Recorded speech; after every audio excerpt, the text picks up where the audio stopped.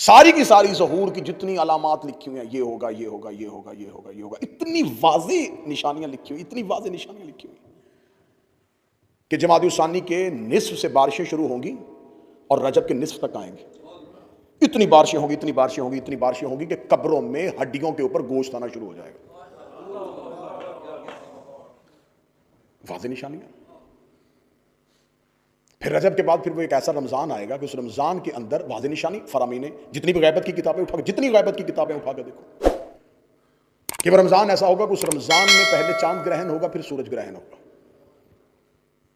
मौला फरमाते कि उस रमज़ान में जब शब कदर के अमाल कर लो तो अमाल करने के बाद अपने घरों की खिड़कियां बंद कर लेना और शीशे के करीब न रहना। एक जोरदार धमाका होगा, जमीन लरज़ जाएगी। आज के दौर की ये आलमी जंगों की पेशन गोई है, आलमी जंगें शुरू हो जाएंगी। वाज़ेह तरीन हदीस की किताबों में कौन सा मुल्क किस पे हमला करेगा, कौन सा मुल्क किस पे हमला करेगा, कौन सा मुल्क किस पे हमला करेगा, ऐसी अफरा तफरी का आलम हो जाएगा। ईरान की हुकूमत 7 हिस्सों में तकसीम हो जाएगी और ईरान सिमट के खुरासान में आ जाएगा। जो ईरान खुरासान में सिमट के आ जाएगा तो उस वक्त मासूम फरमाते हैं कि शब आशूर होगी। शब आशूर को खुरासान से स्याह परचमों के साथ 10,000 का लश्कर मक्का की तरफ बढ़ना शुरू होगा और एक खुरासानी है जिसकी क़यादत में उठेगा। जब मैंने ये निशानी पढ़ी तो मैंने देखना शुरू कर दिया किस मुल्क का परचम में स्याह है।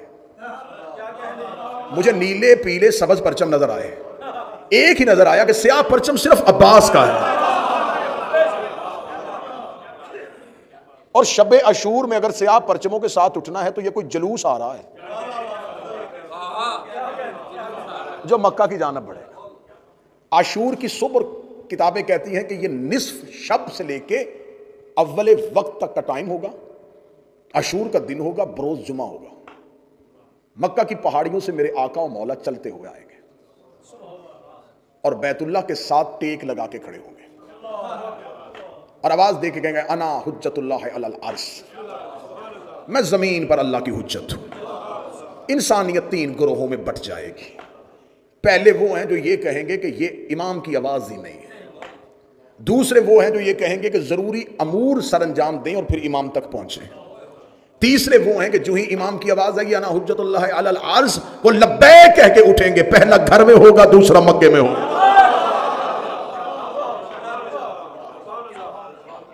वो इमाम तक पहुंच जाएंगे। 10,000 का लश्कर खुरासान की तरफ से आएगा और इमाम के पीछे 4 नबी चल रहे होंगे, अलियास खिज़्र, अदरीस ईसा। ये इमाम के साथ होंगे। मेरे मालिक मक्का से अपने क़याम को शुरू करेंगे और बैतुल्लाह पे अजान होगी। बैतुल्लाह पे मेरा आका और मेरा मौला, मेरा वारिस अजान देगा। हजरत ईसा जमीन पे उतर आएंगे। हजरत ईसा का जमीन पे उतरना, खुदा ने ईसा को जिंदा इसलिए रखा है कि जमीन पे अक्सरियत पे ईसाइयों की हुकूमत होगी। पूरी जमीन के अक्सरियती हिस्से पे ईसाइयों की हुकूमत होगी। जनाब ईसा जब जमीन पे आके कहेंगे कि मैं खुदा का बेटा नहीं, ये मेरा इमाम है, ईसाई एक लम्हे में अपना अकीदा बदलेंगे और महदी के कदमों में अपना सर रख देंगे। शक नहीं करेंगे, सवाल नहीं करेंगे, पूछेंगे नहीं। कल की मजलिस में अगर वजाहत हो सकी तो मैं पूरी निशानियों के साथ एक एक तारीखी एतबार के साथ के कौन कौन सा मुल्क, और इंशाल्लाह कल दिन में ठीक 2:30 बजे मैं मिंबर पे आऊंगा और आपके सामने ये नमाज इश्क अदा की जाएगी। मेरे आका मौला मक्का से चलना शुरू होंगे। लश्कर इमाम के साथ मिलना शुरू हो जाएंगे। वक्त का इमाम खाना काबा को गिराएगा। यहां पर आके जैसे आप चुप हुए हैं कुछ लोग, इसलिए मैं तो कह रहा हूं तैयारी पूरी होनी चाहिए, निशानियां पहले पता होनी चाहिए। जो ही काबा गिरना शुरू होगा लोग कहेंगे ये इमाम नहीं है। इमाम होता तो काबे को गिराता। जो ही इमाम वापस पलटने लगे, वो लोग वापस पलटने लगेंगे तो इमाम कहेंगे नहीं, वापस ना बुलाना, जाने दो इनको घरों में। इन्होंने इमाम के होते हुए ईंटों के घर को इज्जत दी।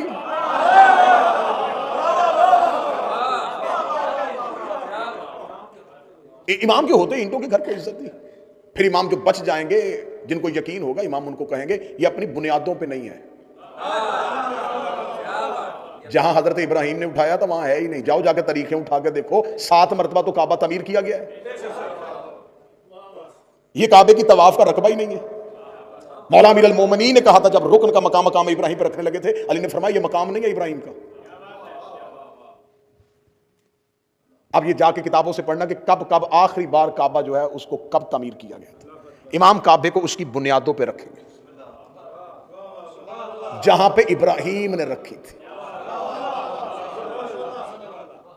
मस्जिद नबवी को वसी किया जाएगा, इमाम वहां से शुरू होंगे। जमीन व आसमान पे जहां जहां आका और मौला के मानने वाले हैं वो मक्का पहुंचना शुरू होंगे। मेरे आका और मौला का लश्कर नजफ की तरफ चल रहा होगा,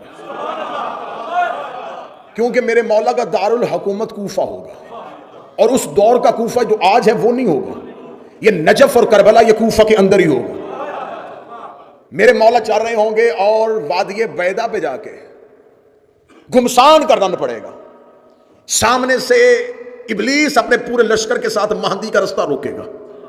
इमाम बढ़ रहे होंगे और वादिये बैदा के करीब इमाम पहुंच चुके होंगे। घुमसान का रन होगा। इमाम के साथ 4 अंबिया होंगे, इमाम के साथ 313 साहब होंगे, इमाम के साथ 10,000 का लश्कर खुरासान से आएगा, 12,000 का यमन से आएगा, लाखों का हजूम इमाम के साथ होगा। वादिये बैदा में दोपहर के वक्त जंग शुरू होगी और रात छानने के करीब हो जाएगी। ऐसे तलवारों के साथ तलवारें और शोले आसमान की तरफ जा रहे होंगे। ये अबलीस पहुंचेगा और अबलीस पहुंच के इमाम का रास्ता रोकेगा। उधर से सुफियानी का खरूज हो जाएगा, यमानी का खरूज हो जाएगा, दज्जाल का खरूज हो जाएगा। इमाम जंग कर रहे होंगे या पीछे से एक आवाज आएगी, महदी तलवार निकाल, मैं आ गया हूं। लश्कर कहेगा, मौला ये किसकी आवाज है? फरमाया, हुसैन का अलमदार अब्बास आ गया है, हुसैन का अलमदार अब्बास आ गया है। हजरत अबुल फजल अब्बास अपनी तलवार को नियाम से निकाले हुए, अशल पे सीर रखे हुए अब्बास आके महदी के लश्कर का आलम उठाएंगे। महदी के लश्कर का आलम उठा के हजरत अब्बास उस वादी पैदा में घुमसान के रन में यूं सरों को दरों से जुदा कर रहे होंगे।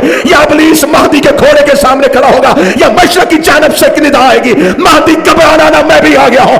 आवाज आई, अब कौन आया है? आवाज आई, असदुल्लाह अली आ गया।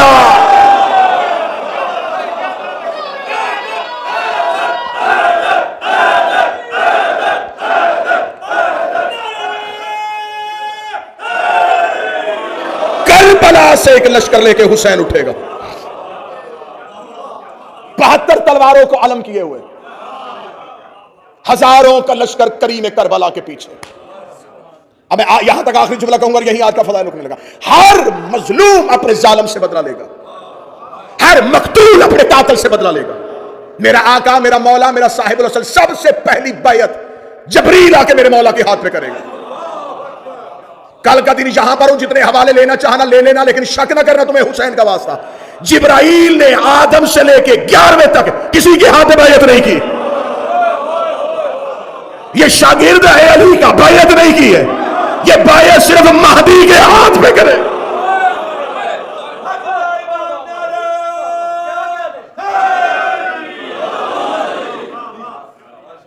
मंसूर फरिश्ता 4000 का लश्कर लेके करबला से निकलेगा, मलाइका का।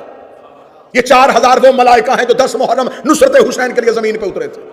मेरे आका मौला ने नुसरत से इनकार कर दिया था, अल्लाह ने अर्श पे बुलाने से इनकार कर दिया था। तुम्हें हुसैन के लिए भेजा था, अर्श पे ना आना, जाओ कब्र हुसैन पे बैठ जाओ। ये 4000 फरिश्ते आज भी मंसूर फरिश्ते के साथ कब्र हुसैन पे बैठे। आज भी मंसूर फरिश्ता करबला के बाहर हुसैन के ज़ायरीन का इस्तकबाल करता है। आज भी वो 4000 मलाइका जमीन और आसमान के दरमियान हुसैन की कब्र पे बैठे हुए अपने बालों को पखेरे हुए हुसैन पे गिरिया मातम कर रहे हैं, और हुसैन पे सदाए इस्तगास और सदाए नुसरत पे लब्बैक कह रहे हैं। जो ही मेरे आका मौला आएंगे, मंसूर फरिश्ता 4000 मलाइका के साथ, अलियास, खिज़र, अदरीस और ईसा, 313 असहाब, 12000, 10000, 6000, 80000, 1,00,000, 60,000, ये तमाम खरूज करते करते इमाम के लश्कर में मिल जाएंगे। हर एक मजलूम अपने जालिम से बदला लेगा, मूसा फरौन से बदला लेगा, इब्राहिम नमरूद से बदला लेगा।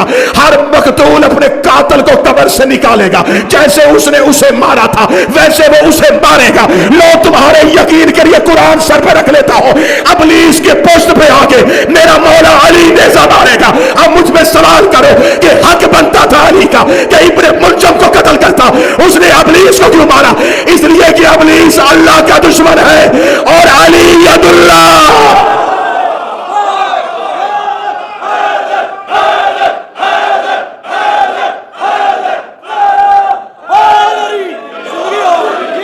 अल्लाह के दुश्मन से बदला, अल्लाह के दुश्मन से बदला अली ने।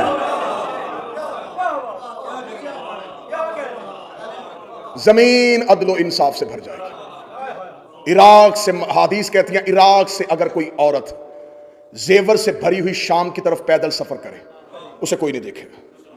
वहशी दरिंदे घरों में रहना शुरू कर देंगे, जहरीले जानवरों के जहर का असर खत्म हो जाएगा, जमीन अपने खजाने उगल के बाहर फेंक दे, सोना और चांदी जमीन पे बिखरा हुआ पड़ा होगा और महदी के नौकर ठोकरे मार के चल रहे हैं। मेरे आका का सदका उतारने वाले होंगे, लेने वाला कोई नहीं होगा।